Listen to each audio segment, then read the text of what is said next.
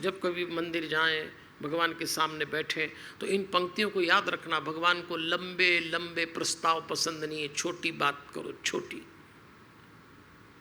बस यही हम जीवन को समझते हैं। जीवन में रिश्ते निभाना हो तो सबसे पहले परमात्मा को समझो, और परमात्मा को सुग्रीव के ढंग से मत समझना, परमात्मा को हनुमान के ढंग से समझना, तब आपको जीवन समझ में आएगा। आज ये जो दौर हमारे साथ चल रहा है, अभी भी खतरा टला तो नहीं है, सावधानी से निकाल लेंगे हम लोग।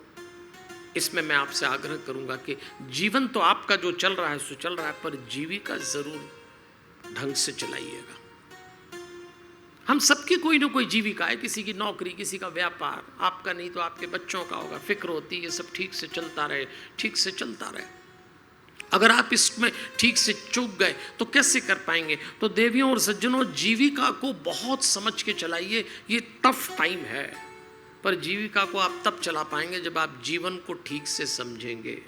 मैंने आपसे थोड़ी देर पहले कहा था, रावण बहुत योग्य था, हर मामले में योग्य था। राम जी से पढ़ा लिखा भी ज्यादा था, लेकिन वनवासी राम के हाथों मारा गया था।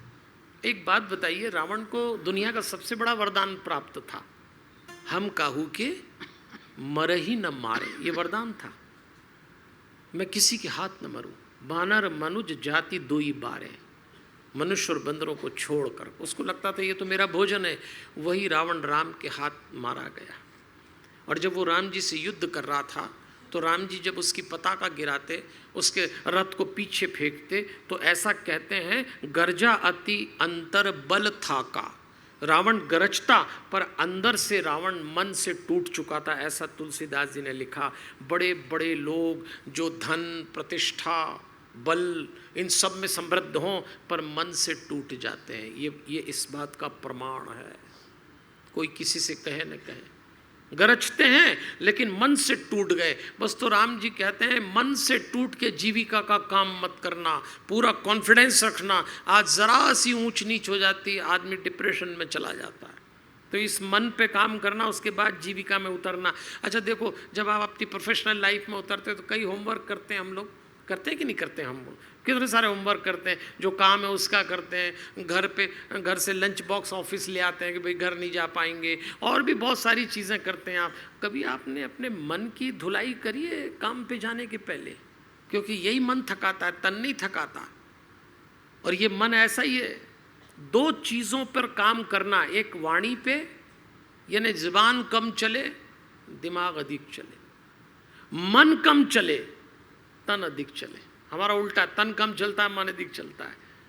मन तो आपको इतना दौड़ता है कि आप थक जाते हो। तो तुलसीदास, अच्छा ये मन और जीभ का भी संबंध है।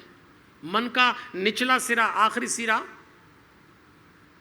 और जीभ का आखिरी सिरा, दोनों को मिला के देखो तो आपको दिख जाएगा कि मन जब बाहर आता है तो जीभ के माध्यम से निकलता है, और जब जीभ भीतर जाती है तो मन बन जाती है। इन दोनों का बड़ा संबंध, इन दोनों की ऊर्जा को बचा के चलना। जब आप अपनी प्रोफेशनल लाइफ में हो तो थोड़ा कम बोलिए, कम शब्दों में बड़ी ऊर्जा होती है।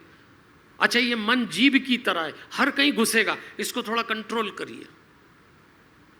अगर आप समझे मन जीभ की तरह है, आपके दांत में यदि कैविटी हो जाए, दांत में छेद हो जाए, या दांत में कुछ ऐसा हिस्सा बन जाए, थोड़ी थोड़ी देर में जुबान वहाँ जाएगी। जुबान कोई डॉक्टर नहीं है, डेंटिस्ट के वहाँ जाएगी, पर जुबान की आदत है, जहाँ गैप है वहाँ घुसेगी, साबित दांत में नहीं जाएगी, जरा से में जाएगी। यही मन की आदत है, हर ऐसी जगह घुसता है जहाँ उसको नहीं जाना, और आदमी को निचोड़ देता है, आदमी को।